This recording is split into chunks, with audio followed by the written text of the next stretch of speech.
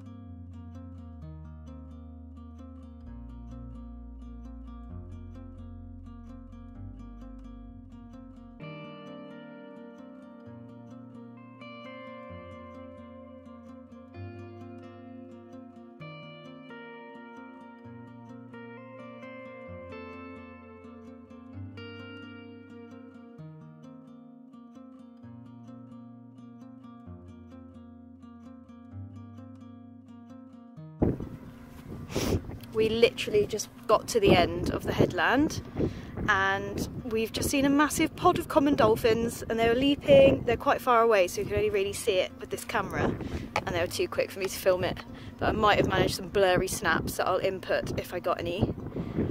But yeah, a massive, I don't know how many, there were a lot of them. There was a lot of splashing and a lot of leaping and jumping and just general dolphin fun going on.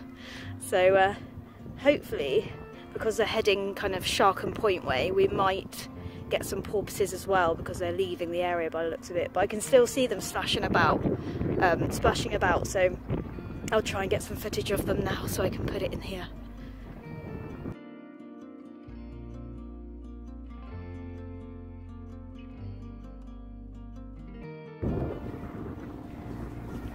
So you might not be able to see, but just above my finger there is a boat moored up, and it wouldn't be a problem if it wasn't in a protected area. So there's a guillemot colony on the rocks above, and they use the water to feed and bathe, etc.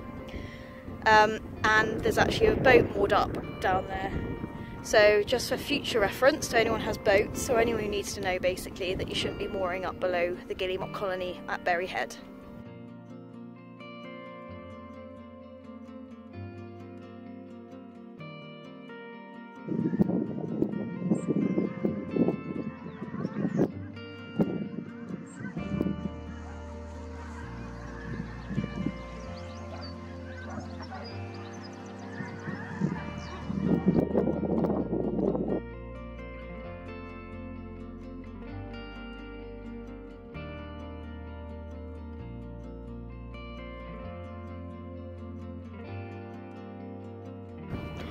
So we haven't been here very long at all, and we've already seen one porpoise feeding off the end of the headland, and the pod of common dolphins, which is over further towards Sharkham Point, which is basically southwest, I think. So yeah, good sightings so far.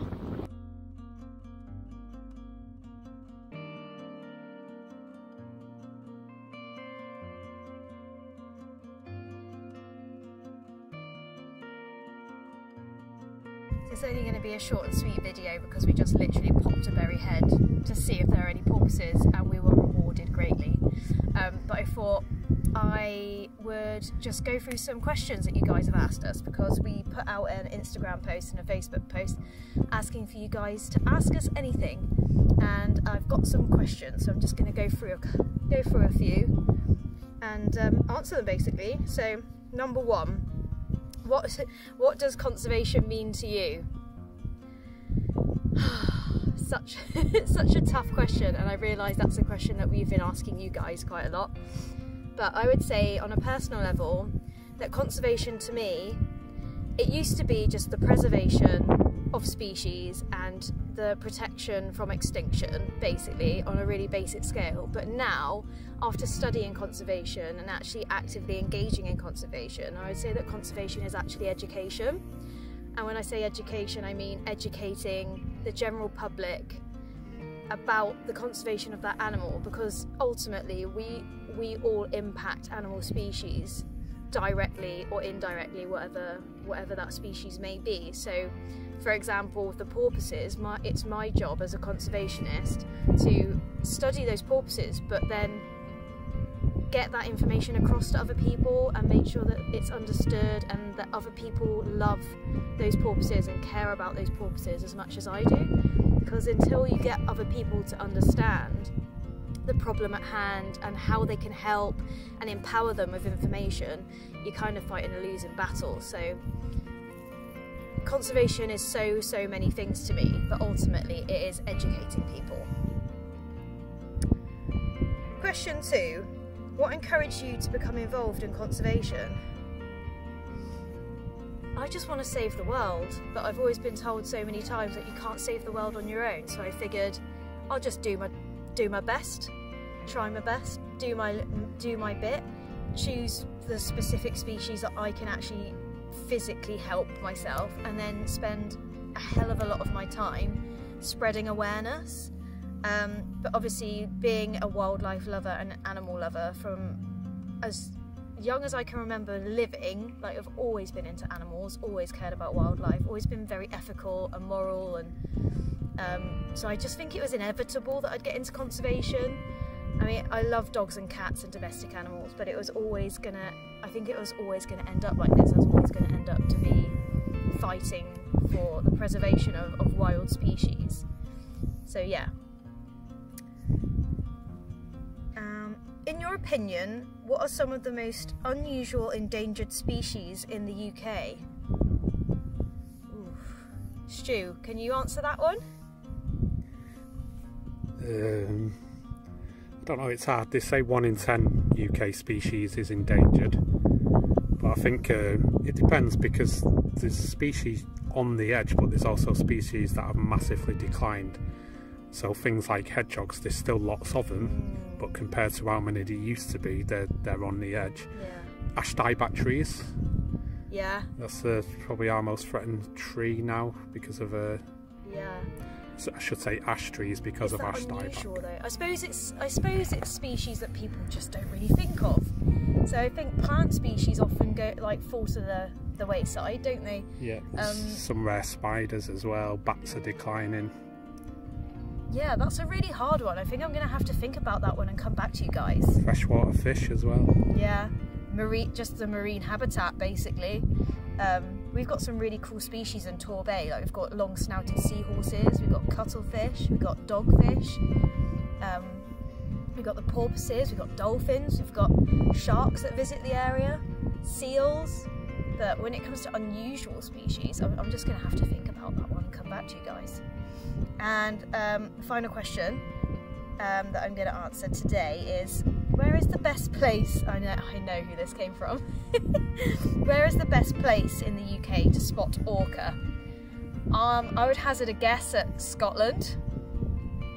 Yeah, northern Scotland, Shetland Isles, around that area. Yeah. Well, there was some off the Moray Firth recently as well. Yeah, if you want to see some massive dolphins, head up to Moray Firth when it's safe to do so. Yeah, but I'd probably say the Shetland Isles or out to sea off the Isles. I mean, outside of the UK, definitely go to Iceland, because I went to Iceland and I saw a small pod of 4 killer whales, 1 male and 3 females, and they were epic. If few years ago as well, we had orca passing off the shore of Cornwall as well. So. Yeah, but also you never know what might turn up in your local area. So yeah, cool. So that's all the questions I'm going to answer now, and I think we're going to head back to the car because I'm suffering terribly with hay fever today.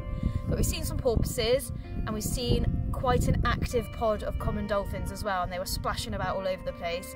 I'm not sure if I managed to get any footage or any decent photos of them, but anything I did manage to get I will input into the video.